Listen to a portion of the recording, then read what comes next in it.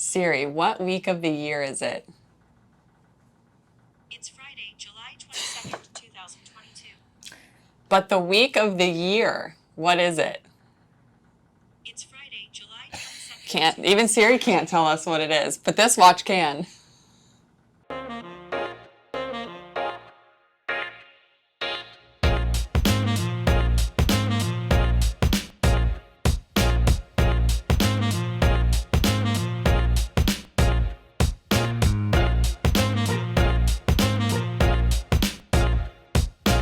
Hi, my name is George Reid, and I'm the Fine Timepiece Director here at Oliver Smith Scottsdale, and I'm sitting with Elizabeth Smith, our Marketing Director, and Oliver's daughter.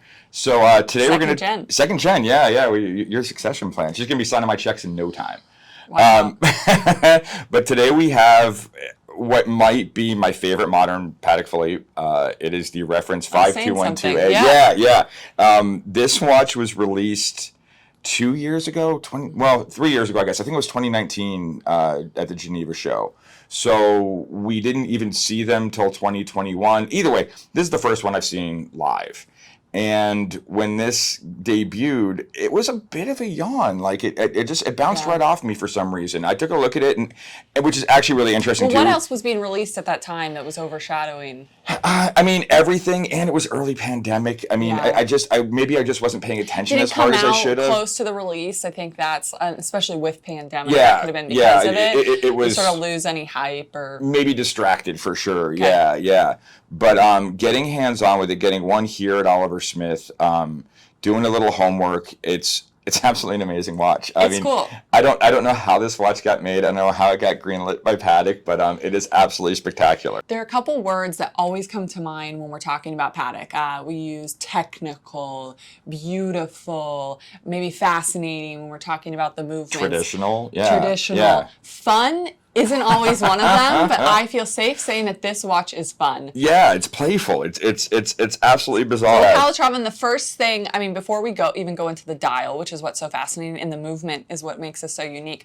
Stainless steel. It's stainless steel. Stainless steel dress watch. Stainless steel Calatrava From Patek. I mean, so a couple of years ago, they came out with the Pilot watch. And one of those was in stainless steel, and it was like, oh wow, stainless steel watch, because it wasn't like before that. You got to go back to the 70s to see them do.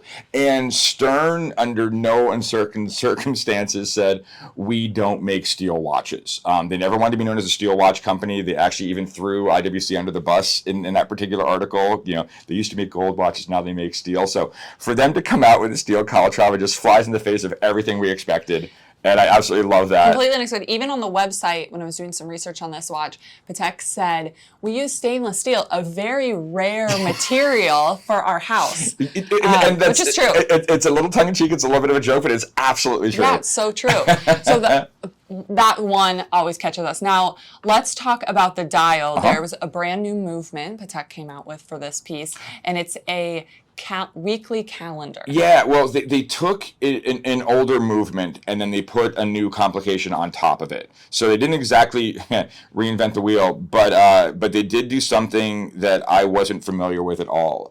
It is this low-key flex like I've never seen before. The dial of the watch displays time, day, date, weeks, and months. And there are some professions where people are using the weeks of the year, right? Yep. So it sort of plays into that. That was their idea. That it can be for all businessmen or women who need to know week of the year. What I noticed about it right away is they do a great job of incorporating all this information. If you look at the watch, I mean, right away you're going to go to the time and the day of the week. Yep. Maybe your most important information. And then as you move out, you get the week of the year coinciding with the month. There's 5 hands on this watch. It's more complicated, but it's not complicated to look at. It's easy to read, which we have to appreciate as a great feat, I think. From a design standpoint, they could have done this in an entirely different way and done each individual hand displaying information on a different subdial and blah, blah, blah. Yeah. And that would just muddy the waters. The way they did this was absolutely brilliant because you nailed it. As you're looking at your watch, the information you are most likely to want is on top. And then the deeper you go into it's like a regulator. You know, there's certain things you want the minutes first, your hours are over here. And it allows your eye to adjust and see exactly what you're wanting to see. So as you go into this outer edge dial, you'll notice that it doesn't display the month per se. The month is broken up by the weeks of the year. Right. It displays the week, and in that it gives you the month. And you shrewd observers will notice that there is a 53rd week on this dial. Which had us question for a second. We were like, 52, right? Yeah, you're at 52 weeks in the year, you know. So apparently the calendar that this watch uses is very, very specific. And there's one little tenet that makes this need a 53rd week. It's called leap week. And this watch identifies the year has to start on a Monday, not a Sunday. And that week must contain January 4th. So factoring those in once every 6 or 7 years, you have a 53rd week.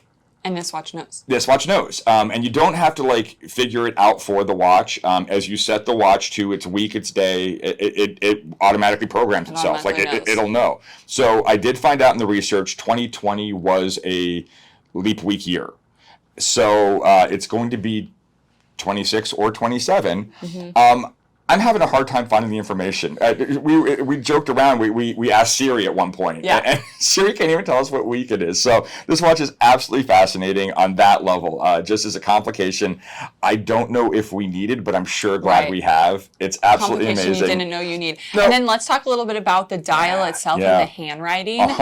You'll notice, especially on maybe the Tuesday, the Wednesday, November. It's not the perfect text alignment that we're used to. Which is what I also think makes this watch fun for Patek. It's so whimsical. And it was taken from the handwriting of the designer who first designed this piece. Now, we've also done some extensive research. We can't find their name released, so if you happen to know, we would love to give I want to know whose handwriting this is. Yeah, we'd love to talk about it. And then I'd also like to know how this got approved. Yeah. But it's fascinating and it's so fun. All the way down to, and this is such a small thing, but it's something I've never seen on any watch ever. It's a French 7. It's a cross on the 7. I think it's absolutely hilarious. I guess the story is Stern was looking at the drawings for it and just fell in love with the simplicity of that design with the handwriting on it and just greenlit it right there. And it is like the least Patek thing ever. They along with your other words, conservative, constrained. This is none of those things. This is just a smile machine. I absolutely love this watch. And it does also have sort of a creative play to it. That's what I look at it and I think, a creative sketching out the design maybe inspires you in your work or life as simple well. opaline dial, calf strap. The hands, the main time-telling hands and indices are this wonderful black polished white gold.